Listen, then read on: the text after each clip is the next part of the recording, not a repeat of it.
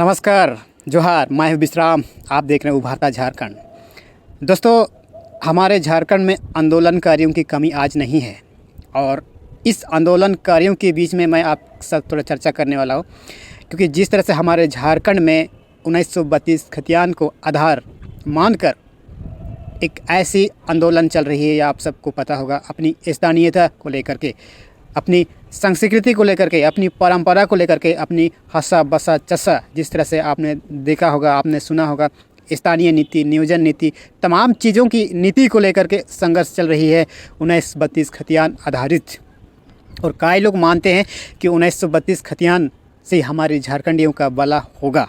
ये कई सारे लोग मानते हैं और इसी के लिए ही और इसी पर अड़े रह करके 1932 खतियान की आधार मांग रहे हैं। पिछले दिनों में मैंने आप सबको बताया था कि गुरुजी मालिक से कभी उलझना नहीं चाहिए। मैंने आप सबको बताया था, आप सबको याद होगा, हमारे वीडियो को फिर से देख लीजिए। और आज जिस तरह से आप सबने देखा होगा, सूर्या सिंह बेसरा और लोबिन हेम्ब्रम, तमाम स्टीफन मरांडी, तमाम सीता सोरेन, काका काकी, बाबा बाबी, बाबी काका काकी, बाप भतीजा, सब मिल कर के एक ही थैली के छट्टे बट्टे हो रहे हैं। एक ही थैली के छट्टे बट्टे हैं। कई लोग इस पर आरोप लगा रहे हैं कि सरकार गिराने की साजिश कर रहे हैं, पलाना तुस्का ठमका ढिमका सब। लेकिन आज इसके पीछे क्या रोल है, आप सबको पता है? इसका सबसे बड़ा हाथ किसका है? जिस तरह से लोग कह रहे हैं कि हेमंत सोरेन अपनी झारखंड सरकार अपनी सत्ता पे आने से पहले खुद को बहुत बड़ा 30 मार कहाँ समझता था, है ना, कि हम 1932 खतियान लागू करेंगे, और जैसा ही सत्ता पे आया अपना वादा से चुप रहे हैं। ये कई सारे लोग मानते हैं। और पिछले दिनों में आप सबने देखा होगा, सूर्या सिंह बेसरा के ऊपर में FIR दर्ज हुई है। ये जानकर के शायद आपको आश्चर्यचकित होगा, लेकिन ये बात सच है।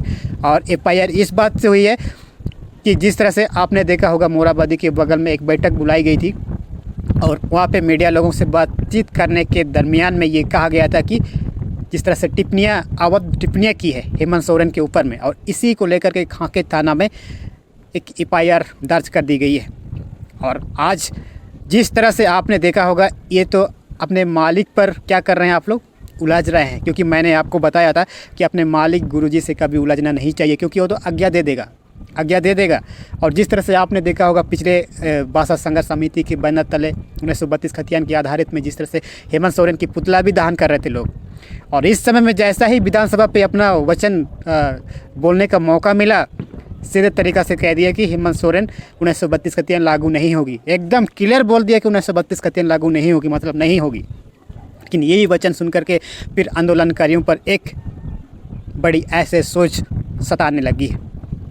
तब से विधायक लोबिन हेम्ब्रम खुद को सत्ता पे आने से पहले अपने विधानसभा के क्षेत्र में जनता को तो वादा तो किए थे ना लोबिन हेम्ब्रम भी, और अपने वचन से खुद को नाराज़गी है।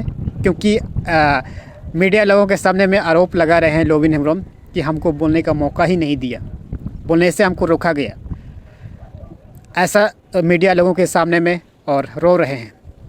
और जिस तरह से उसकी रोने देख करके, उसकी आंखों की आंसू देख करके कई हमारे झारखंड वासी उसे आंदोलनकारी मानते हैं। आज 1932 खतियान के आधार पर जिस तरह से नीति बनाने की बात हो रही है, और इसी 1932 खतियान आखिर है क्या? जिस समय 1932 के समय में जिसका जो भी सर्वे सेटलमेंट में जो व्यक्ति जिसका नाम है, जिसका पूर्वज का नाम है, वही लोग 1932 के खतियान में आएंगे। यही सबसे मुद्दा। लेकिन हम पिछले 2016 की जब नियोजन नीति को अगर हम देखेंगे तो हम पाते हैं कि हमारे बीच तो शेड्यूल एरिया है, और शेड्यूल एरिया को आधार बना के ही, हमारे संस्कृति को आधार बना के ही, जिसके पास ज़मीन नहीं है, वो अपनी संस्कृति के आधार पर ग्राम सभा से सर्टिफाई करके उसे यहाँ की स्थानीय माना जाएगा। इस बात पर चर्चा हुई थी। लेकिन आज 1932 खतियान लगा के रखा है लोबिन हेम्ब्रम। उसे पता होना चाहिए कि ग्राम सभा से सर्टिफाई करने के बाद, जिसके पास भूमिहीन है, उसे ग्राम सभा से सर्टिफाई करने के बाद ही उसे यहाँ की स्थानीय माना जाएगा। इस बात पर चर्चा हुई थी।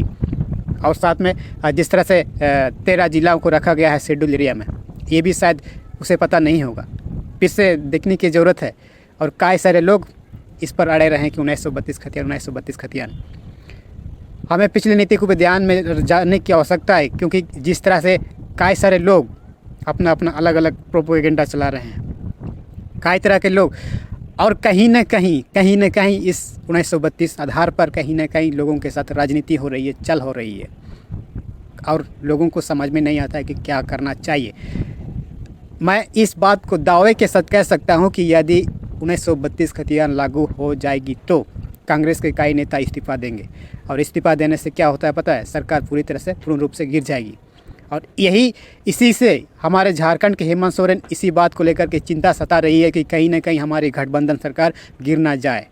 और आज तक सब आपने नहीं देखा होगा, क्योंकि पिछले दिनों में जिस तरह से कांग्रेस लोग अपना बयानबाजी दे रहे हैं, इससे साफ जाहिर होती है यदि 1932 का आधार अगर लागू हो जाएगी तो कांग्रेस की गठबंधन सरकार गिर सकती है। तमाम बाकी जानकारी के साथ हमारे उबारता झारखंड में अपडेट बने रहिएगा। ऐसे छोटी मोटी जानकारी के साथ मैं आपको अपडेट करूँगा। देखते रहिए उबारता झारखंड।